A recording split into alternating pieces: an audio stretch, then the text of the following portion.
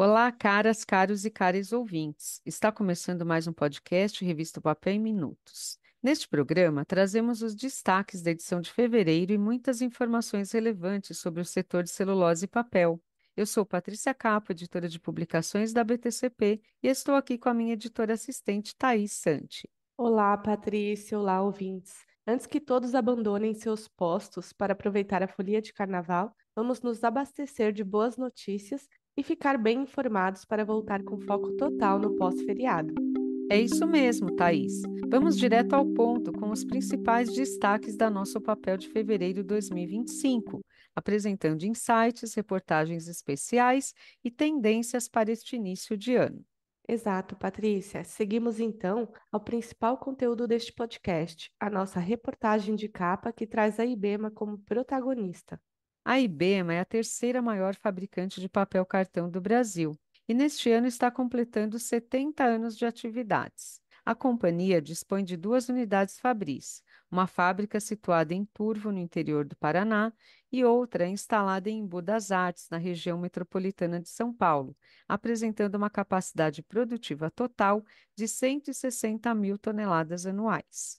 E quem nos conta sobre essa trajetória longeva é Júlio Guimarães, diretor comercial e de estratégia e marketing da IBEMA, que participou da reportagem de capa desta edição. Esse é um ano super especial para nós, a gente completa 70 anos, e 70 anos de uma trajetória marcada por muita coragem, pensar além da caixa e principalmente fazer contato nas relações, que são os nossos três valores.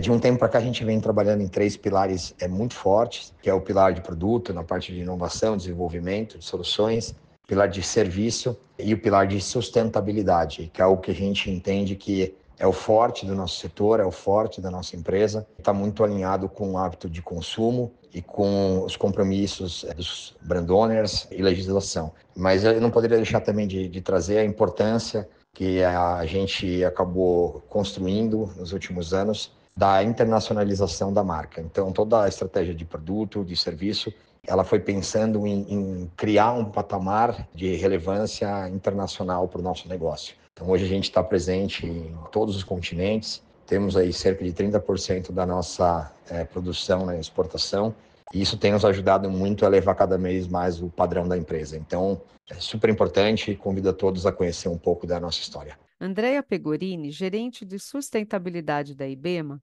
também está entre os porta-vozes que revelaram os detalhes sobre as frentes estratégicas que a empresa coloca em prática, entre elas a consolidação da economia circular como pilar central da organização. Pensando nessas questões de sustentabilidade, a IBEMA vem se transformando. Ela é uma empresa de base florestal, onde a gente garante que as nossas matérias-primas venham de florestas com manejo sustentável. Temos um foco muito grande nas questões hídricas, nos preocupamos, a água é um bem precioso e as fábricas da IBEMA têm garantido a circularidade. Por exemplo, a fábrica de Embu das Artes, em São Paulo, ela consome 5 metros cúbicos em média por tonelada. A nossa de Turvo consome em torno de 10 a 11 metros cúbicos por tonelada. E é realmente um benchmark, porque a média mundial fica em torno de 18 a 20 metros cúbicos por tonelada. Outro ponto que a IBEMA se preocupa muito é a destinação de seus resíduos. Nós somos aterro zero em nossas operações. Temos muito orgulho disso.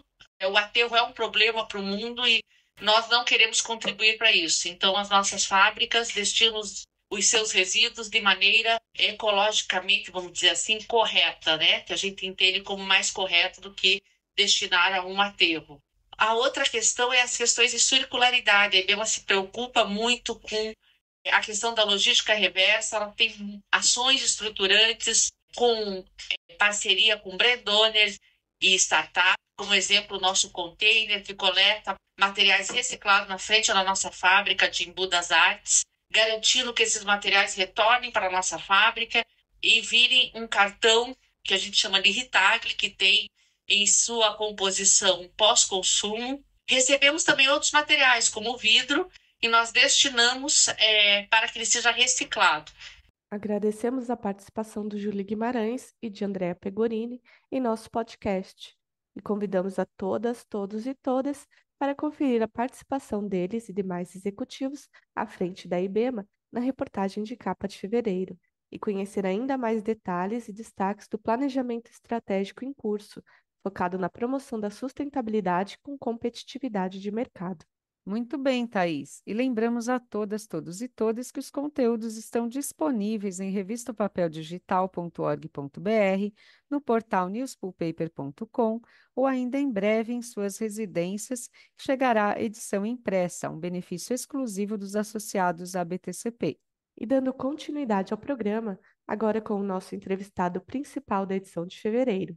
Com uma trajetória de 40 anos, celebrados em 2024, a IPEL, fabricante de papel tixo, situada em Indaial, Santa Catarina, segue adotando mudanças estratégicas para fortalecer a própria competitividade. A divisão da diretoria comercial nas áreas varejo e professional destaca-se entre as mais recentes. Desde janeiro, a diretoria comercial Professional está sendo conduzida por Flávio Leme, também responsável pela área de outsourcing. Entrevistado da edição de fevereiro do Papel, Leme faz uma contextualização ampla sobre as particularidades da área e revela como os trabalhos têm se desenrolado na IPEL. O segmento de Professional tem particularidades que exigem um modelo de atuação específico, tanto no canal direto quanto no indireto. Além da venda de papéis tixo, há uma forte demanda por sistemas de dispensamento e produtos complementares, como por exemplo os químicos para a higiene das mãos, que tornam a oferta muito mais completa para o consumidor. Embora o mercado professional, com valor total de 3 bilhões de reais, seja menor se comparado ao varejo, espera-se um crescimento anual de 7% até 2030. Mas a complexidade dessa operação exige flexibilidade, agilidade dos produtores para atender pedidos variados nos diferentes canais de distribuição. A IPEL, como maior produtora do portfólio Professional no Brasil, tem reforçado sua estratégia de crescimento nesse segmento, investindo em equipes dedicadas e ampliando a oferta de soluções. Para 2025, teremos um intenso trabalho de P&D e outsourcing, ampliando nossa linha de produtos para higiene das mãos e desenvolvendo linhas de acessórios e wipers. Com essas iniciativas, seguimos consolidando nossa presença no mercado e ampliando nossa oferta de soluções para os diferentes canais de atuação da IPEL. Muito obrigada, Flávio, pela sua participação. Convidamos a todos, então, para lerem o ping-pong completo nesta edição da O Papel e conhecerem mais sobre a IPEL e seus planos de negócios para essas áreas. Isso mesmo, Thaís. Fica a dica para os nossos queridos e queridas ouvintes. E por agora vamos fechando este primeiro bloco do nosso programa, que resume os conteúdos das edições da nossa publicação e completará 86 anos de circulação em abril de 2025. E abrimos nosso segundo bloco dedicado aos destaques de colunas e colunistas da revista O Papel de fevereiro de 2025. Nesta edição do nosso Papel em Minutos, quem está presente conosco são os colunistas Rafael Barizauskas, da coluna Fast Markets, Maria Luísa Otero da Almeida Lamardo, da coluna Pergunte ao Zé Passel, e Mauro Berni, autor da coluna Biomassa e Energia Renovável. E vamos começar convidando quem, Patrícia? Iniciaremos com os comentários do nosso querido colunista Rafael Barizauskas, da Fast Markets, que fala este mês em sua coluna sobre a importância da América Latina nas exportações brasileiras de papel. Oi, Patrícia, tudo bem? Antes de mais nada, obrigado pelo convite. Para mim é sempre uma honra estar aqui no podcast conversando sobre o mercado com vocês. Bom, a América Latina é o principal destino das exportações de produtos de papel do Brasil e continua se tornando mais e mais relevante à medida em que as economias locais amadurecem o seu consumo interno e a indústria agroexportadora também expande sua capacidade produtiva. A gente vê que em alguns setores, como por exemplo de papel cartão, a região recebeu 84% dos embarques brasileiros em 2024, muito acima dos 72% recebidos ali em 2020 e muito mais do que os 53% exportados em 2010. Então a gente vê uma tendência muito forte de crescimento na linha do tempo. Para o setor de craftliner, por exemplo, muito usado ali na exportação de frutas, a América Latina recebeu quase 70% das exportações brasileiras no ano passado.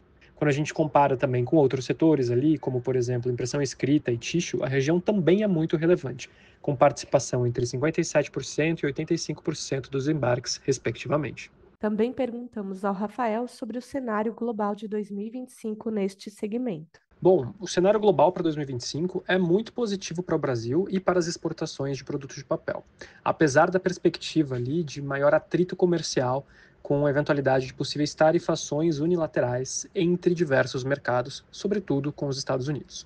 A gente entende que, assim, de forma geral, as cadeias globais produtivas e de valor precisam de algum tempo para conseguir se adaptar e relocar sua produção entre países somente com base em mudanças tarifárias. E por isso, a eventualidade de tarifas em 2025 deve elevar o custo total da operação de exportação e, por isso, trazer uma maior demanda por dólares. É por isso que as moedas latino-americanas devem continuar a se desvalorizar ante a moeda americana em 2025, causando, portanto, um aumento na taxa de câmbio e, por sua vez, estimulando ainda mais as exportações do agronegócio local, apesar da possível eventualidade de tarifas. Naturalmente, com um volume mais forte de exportações, também esperamos embarque significativo de embalagens do Brasil para suprir os países da região.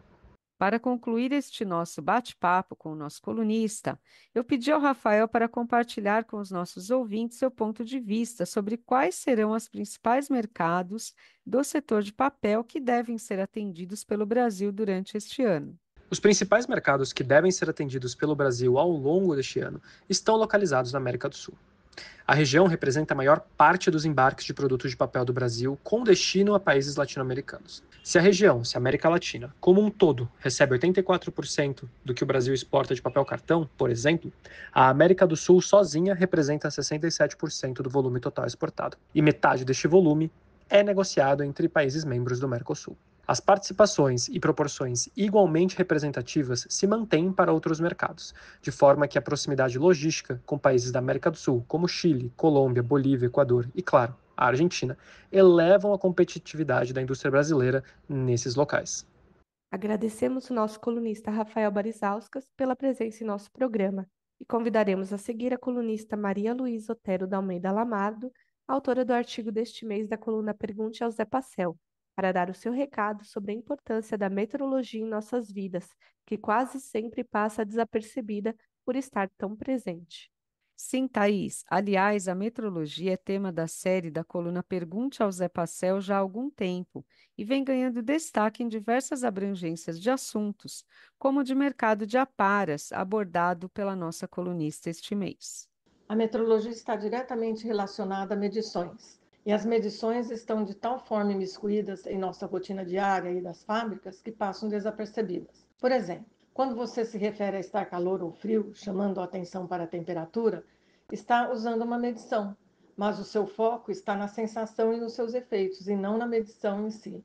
Quando você vai comprar pão ou em um restaurante por quilo, o preço vai depender da medição de peso, mas sua atenção está no preço e não em considerar que o peso é uma medição metrológica. Se você ajusta a velocidade do seu carro em uma via que pede um valor limite, você está preocupado em obedecer à sinalização, verificando o valor que aparece no painel do seu carro e não em como esse valor está sendo medido. Quando você olha uma pesquisa de intenção, você se preocupa com a tendência, porém essa intenção foi revelada a partir de medições. Assim, se você prestar atenção, seu dia está repleto de medições de vários tipos, que vão te ajudar a tomar decisões. O mesmo ocorre nos processos industriais, ou seja, um processo industrial normalmente é composto por várias operações unitárias, que envolvem uma série de medições que vão remeter a decisões, sendo muitas dessas decisões efetuadas por máquinas, quando se tem um processo automatizado. No caso do artigo em questão, a hipótese de poder haver uma quantidade de aparas maior do que as indústrias de reciclagem de papel podem consumir não surgiu de uma medição específica, mas de um conjunto de fatores que foram considerados. Para alguns dos fatores, números são apresentados por serem pertinentes no contexto. Esses números não surgiram do nada, mas de medições realizadas.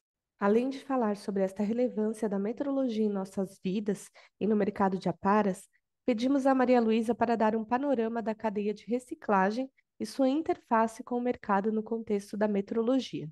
A cadeia de reciclagem de papel é bastante complexa.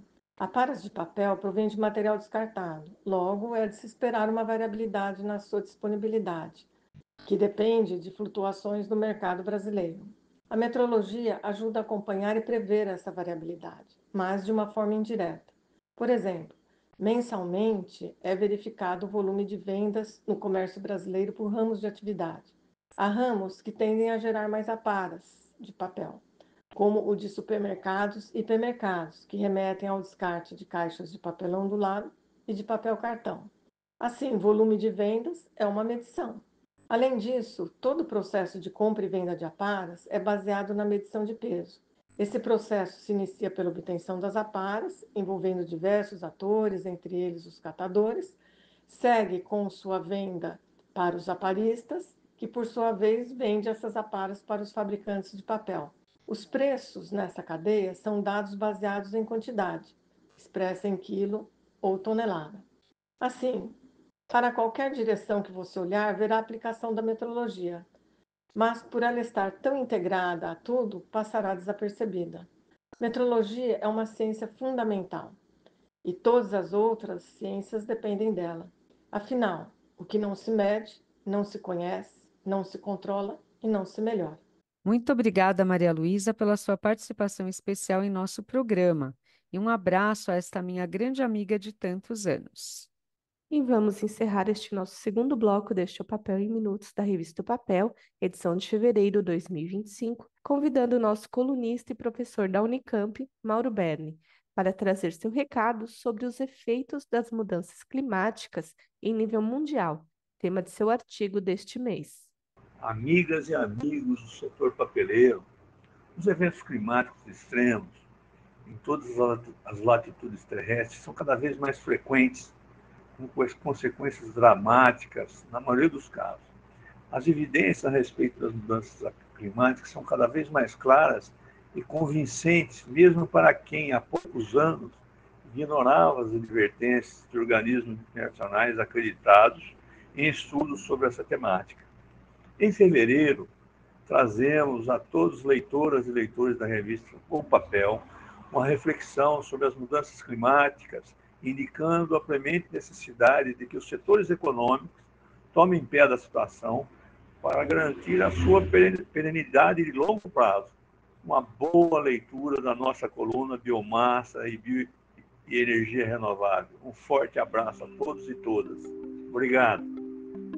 Chegamos ao terceiro bloco do nosso podcast O Papel em Minutos, dedicado aos destaques da nossa coluna Radar e ABTCP em Foco, além dos agradecimentos especiais aos anunciantes e da nossa chamada de capa para a próxima edição da revista O Papel, março de 2025.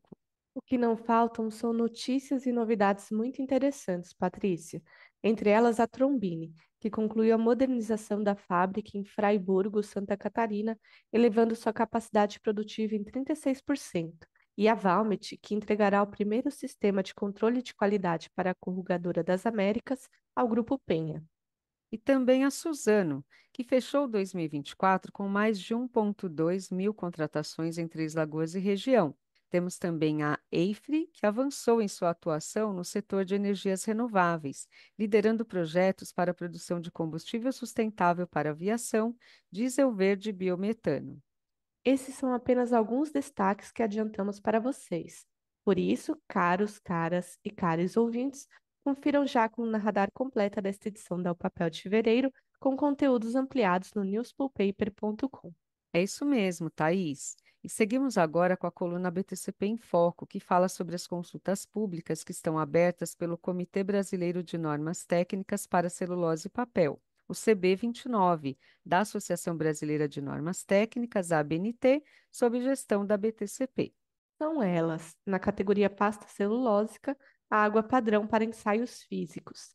E na categoria aparas de papel e papelão ondulado, a determinação do teor de umidade, método por secagem em estufa, a classificação de aparas e a comercialização de aparas. Acessem já e deixem suas contribuições em abntonline.com.br/consulta nacional. Busquem pelo CB29 e sigam as orientações. Mais detalhes sobre os temas técnicos da BTCP vocês poderão acompanhar nas próximas edições da revista O Papel, sempre lembrando de acessar diariamente o nosso portal de notícias, o newspulpaper.com, para ficar por dentro de tudo o que acontece no setor de base florestal. E vamos passar agora a outro grande destaque, os anunciantes deste mês. Temos nesta edição, Thaís, as seguintes empresas: Voit Paper e Valmet Celulose, Papel e Energia. Nosso muito obrigado às empresas pelo apoio à sustentabilidade da nossa publicação impressa, que é essencial para o setor. E vamos então à chamada de capa da edição de março de 2025 da revista O Papel. Sim, Patrícia. Em março teremos mais uma importante reportagem de capa, especialmente dedicada aos gestores e tomadores de decisão. Trata-se do balanço de 2024 e das projeções para 2025 para a indústria de celulose e papel. Traremos um enfoque completo sobre o desempenho da indústria de árvores cultivadas no último ano e os aspectos que podem impactar o mercado no decorrer dos próximos meses. Não percam e aguardem, que estamos trabalhando a todo vapor no desenvolvimento deste conteúdo especial de matéria. E com este importante tema, aproveitamos para agradecer novamente a todas as empresas e executivos que apoiam os produtos editoriais da BTCP. Nosso muito obrigada também aos colunistas participantes do nosso programa e vamos assim encerrando este segundo podcast Papel em Minutos de 2025. Grande abraço a todas, todas e todos e até a próxima edição do nosso programa.